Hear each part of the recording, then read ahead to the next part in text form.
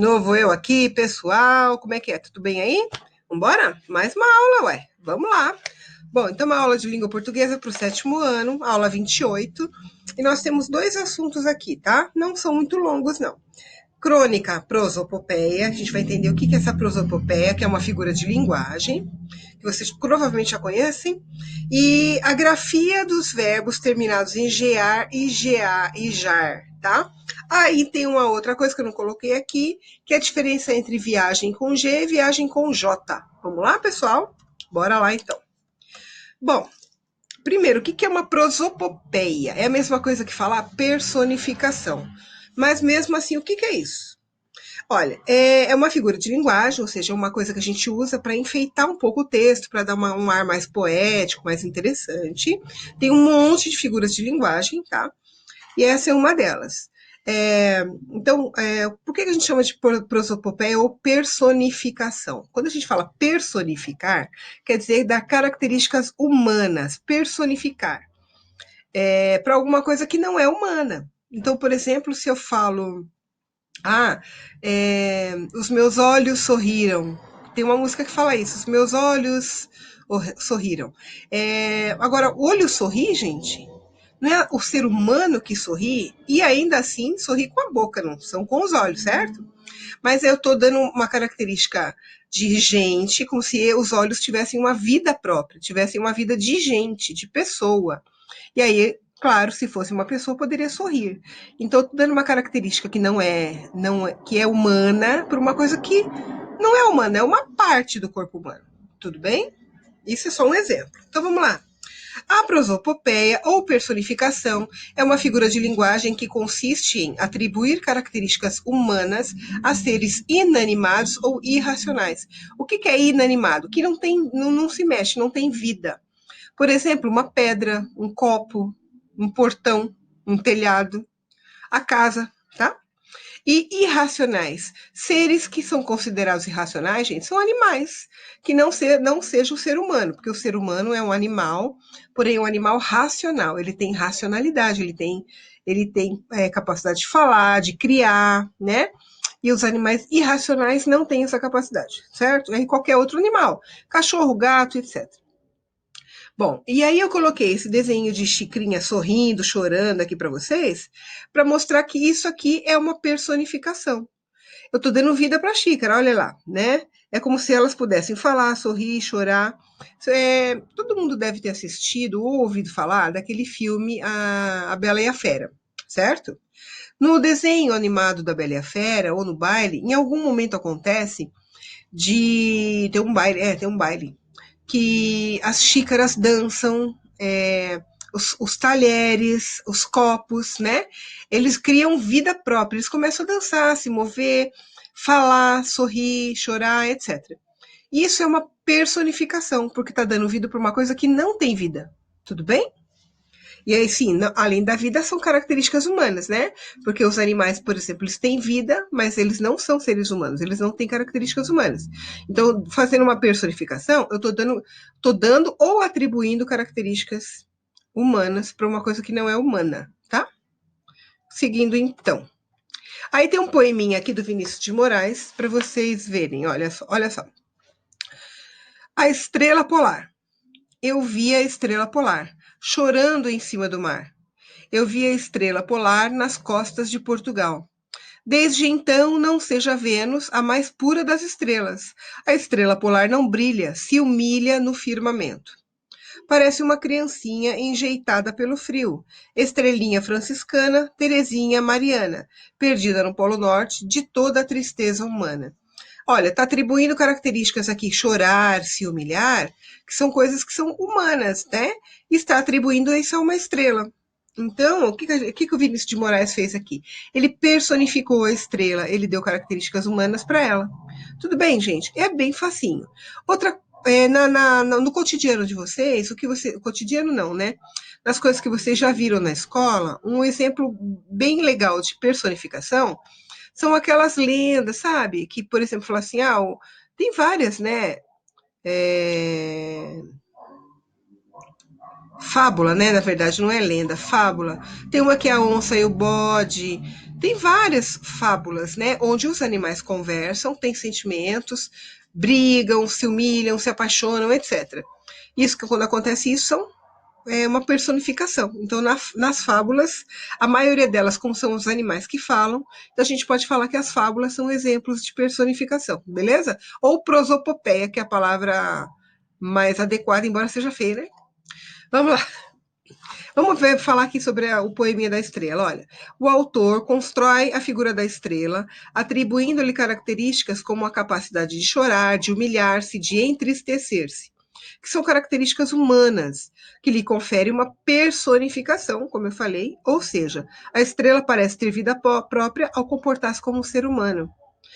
Mas né? Ela não tem vida própria, então ela não tem como se comportar como um ser humano. Então é uma característica que o autor deu a ela só para enfeitar um pouco a poesia, tudo bem?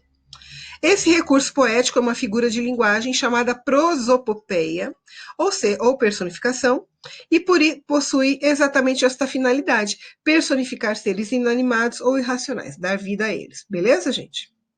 Essa é a parte da prosopopeia. Acho que ficou claro. Se depois tiverem dúvida, vocês me perguntam, tá?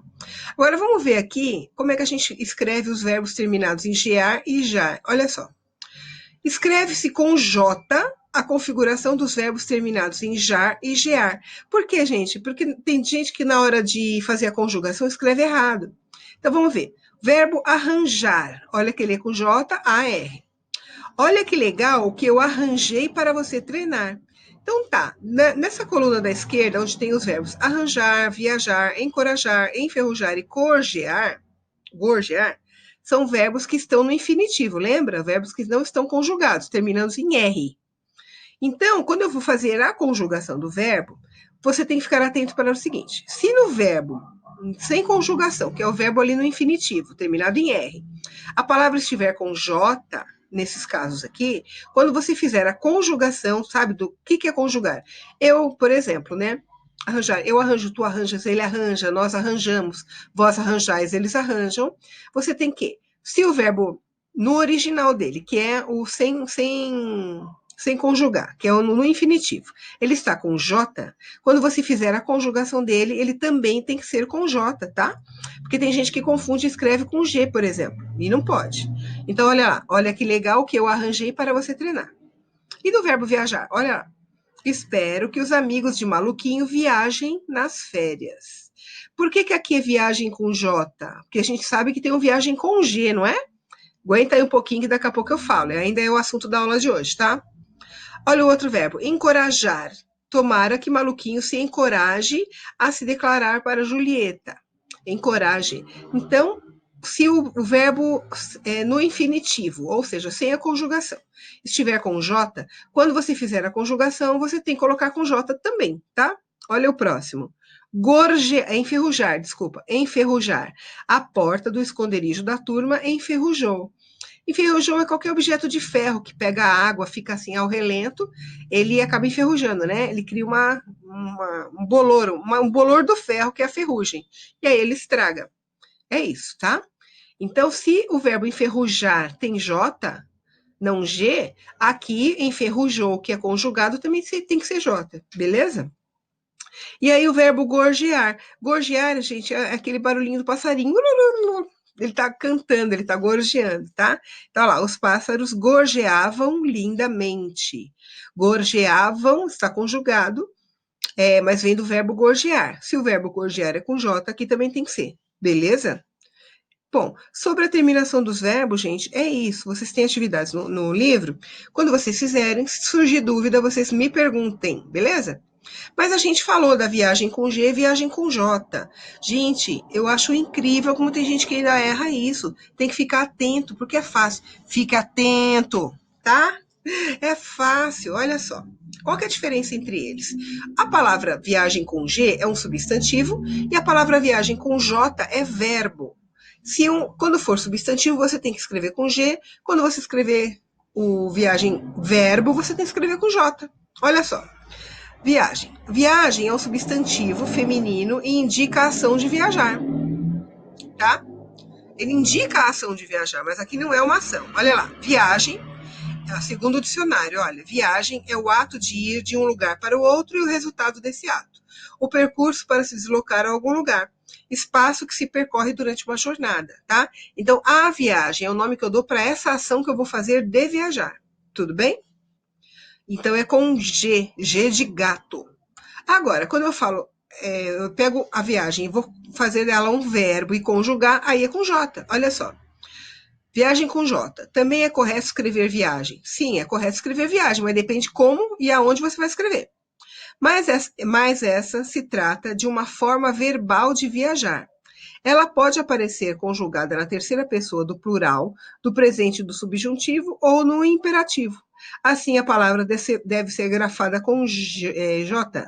Então, assim, que eles viajem, por exemplo. Que eles façam, que eles viajem, que ela viaje. Tudo isso é o verbo. Se for verbo, tem que ser com J, tá?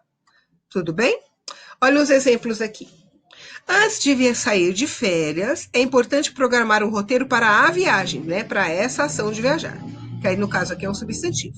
E organizar com os amigos para que eles viajem, aí é verbo, com você em boa companhia, tá? A viagem, substantivo, que você irá fazer demora bastante, não é mesmo?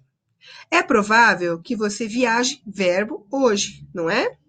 Então tem que ficar muito atento, gente. Hoje em dia ainda vejo gente errando isso. Não tem cabimento, certo? Porque não é difícil. Tudo bem? Então vamos lá. Olha, sobre esse vídeo aula você tem a apostila para fazer. Com relação à crônica, a crônica, gente, é porque a prosopopeia está incluída nessa parte da crônica. Você fará as páginas 70 a 73. Depois, da parte dos verbos terminados em jar e gear e a parte da viagem, você vai fazer da página 74 a 76. Tudo bem, galera? Tudo bem aí, moçadinha bonitinha da titia? Então, beleza. Se precisar de mim, é só mandar uma mensagem que eu ajudo vocês, tá bom?